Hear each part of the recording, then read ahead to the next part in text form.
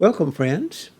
Thank you for joining us this day as we continue our study from the epistle called the Epistle to the Hebrews. It was a letter believed by many people and perhaps by most by Paul, written to those that were Jews but were Christians, and seeking to show them that the choices they'd made in becoming Christian was the right choice, and where they tried and tired and tempted to go back to Judaism, the writer does an admirable job in showing that would be a most tragic mistake for them. As we look in the 11th chapter, we find that the writer has urged in a lot of closing verses of the 10th chapter that we must have faith, and we are not of those that shrink back unto perdition, but we are those and of those that have faith unto the saving of the soul. And the writer then defines faith for us. The first verse says, now, faith is the substance of things hoped for. It's the evidence of things not seen. And then in the sixth verse of that 11th chapter, he declares that without faith, it is impossible to please God. For he that comes to God must believe that he is, and that he is a rewarder of them that diligently seek him. The need of faith is evident. We walk by faith, and the victory that overcomes the world is our faith. And so in the 11th chapter of the book of Hebrews, the writer gives us 16 worthy examples to follow of people through the centuries who were tested, tried, and yet they were able to overcome because of the faith that they had. Of these 16 are two women, Sarah and Rahab the harlot. The first 8 of these are those that began with Abraham himself, and then with concluding with Joseph in the land of Egypt. When God called Abraham out of Ur of Chaldees, he gave him a promise that he would give him a land that he would show him. And so Abraham went to that land and dwelt in it. But he never did really perceive the land. It was that God promised to give to his posterity. He promised also something else, that in Abraham's seed all the nations of the earth would be blessed. And also involved with that were eternal and spiritual things, and the blessing of life that was everlasting. For while the writer speaks of Abraham, and then after a long while, the birth of his son Isaac, and then his grandson Jacob, we find that these 3 dwelling in the land of Canaan were ones that were dwelling in a land not their own. And the writer says, as far as Abraham was concerned, that he counted himself as a stranger and pilgrim upon this earth, and that he was looking, as far as God was concerned, for a city which had the foundation, whose builder and maker was God. God had told Abraham that his descendants would go into a foreign land, and they would be ones that would be there 400 years, and they would be slaves of that land. And, of course, that did come to pass. When Joseph went ahead of the 11 brothers and his father Jacob, and dwelt in the land and brought them in it. And then, though they were ones that were placed in a good position as the years went by and the rulers arose that did not know Joseph, then the people of Israel began to be oppressed. And from Abraham on through to Joseph, these were ones that did not receive the promise. God had promised to Abraham that I'm going to give you this land, but none from Abraham through Joseph had the land of Canaan as far as possession was concerned. This is the way that the writer describes these 8 individuals. In the 11th chapter, we find that the record says, these all died in faith, not having received the promises, but having seen them and greeted them from afar. For they that say such things manifest that they are strangers and pilgrims upon the earth. And they that say such things make it manifest they are seeking for a city, country of their own. And indeed, if they had been mindful of the countries whence they went out, they would have had opportunity to return. But now they desire a better country, that is, a heavenly one. Wherefore God's not ashamed of them to be called their God, for he had prepared for them a city.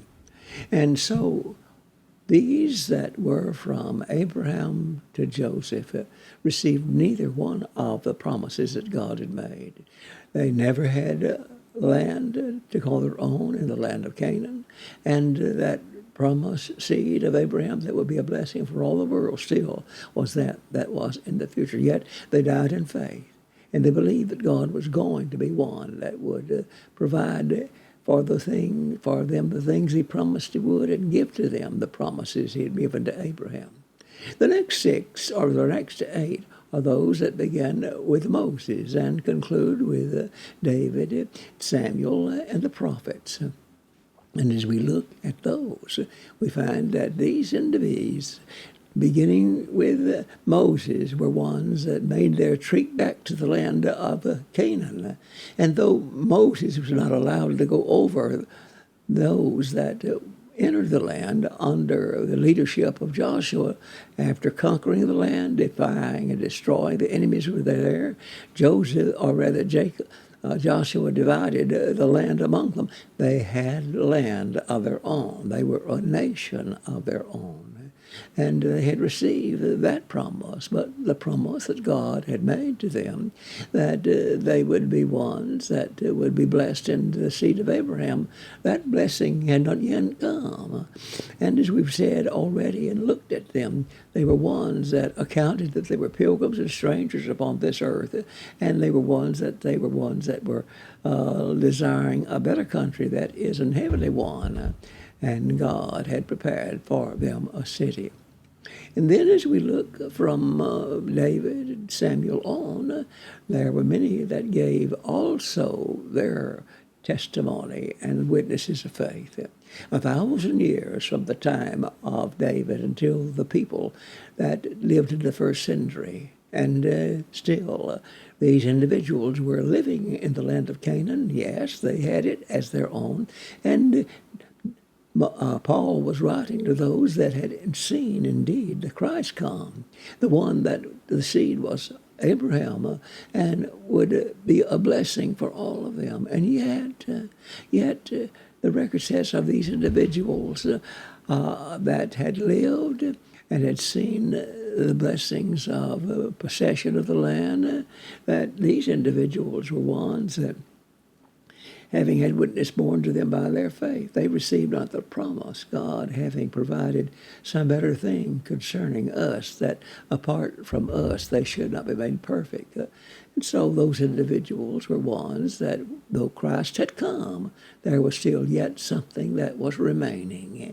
And what was remaining was that city Abraham looked for, and those that were the worthy patriots and faithful during time from Abraham to Joseph was looking for, and through the ages, those that were God's people were looking for. And these people to whom Paul was writing, these Hebrews, were looking for a city as well.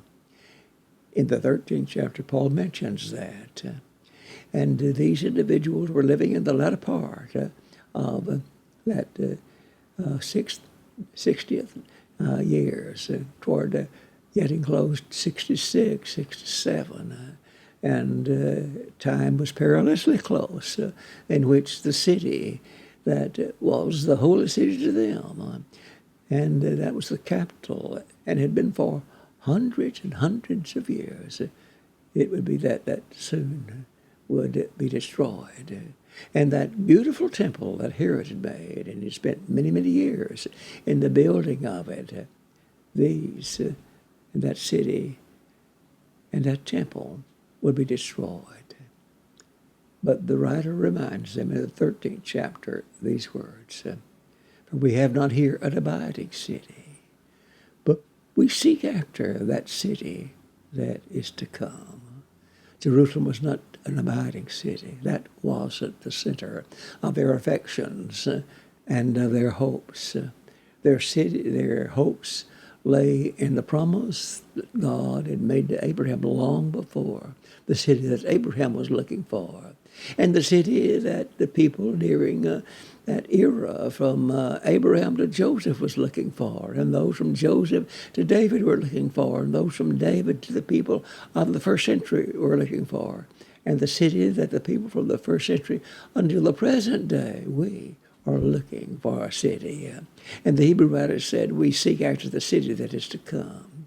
That city is still future. It awaits those that are the faithful people of God.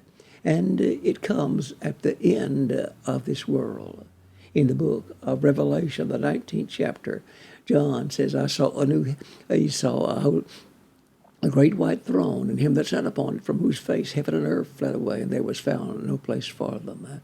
And I saw the dead, the great and the small, standing before the thrones, and books were opened, and another book was opened, which is the book of life. And the dead were judged out of the things that were written in the books according to their works. And death and Hades gave up, the dead were in them. The dead were ones that were judged, every man according to his works. And if any man's name was not found in the book of life, he was cast in the lake of fire. So divided into two segments, one on the left, those on the right. Those on the right, the Master said, Matthew 25, come, you blessed of my Father, inherit the kingdom prepared for you from the foundation of the world. To those on the left, depart from me, ye cursed, into the eternal fire, prepared for the devil and for his angels. And as we turn to the page, in Revelation, the 20th chapter, we see something wondrous. John said, I saw the New Jerusalem. I saw the holy city. I saw that New Jerusalem coming out of heaven from God, made ready as a bride adorned for her husband. That beautiful city. That city where there's no more tears, no more sorrow, no more sadness. Abraham looked for it. He counted everything worthwhile, to every sacrifice he made worthwhile, that he might be a citizen of that city. So did the worthies of ages past count it every sacrifice worthwhile to be an inhabitant of that city. And my friend, every sacrifice you make, every sacrifice I make, is that equally is worthwhile just to be a part of that city. We are looking for a city, reaching for a city, and we sing how beautiful heaven must be. Thank you, my friends. May God bless you and yours, and may you seek always to do the will of God.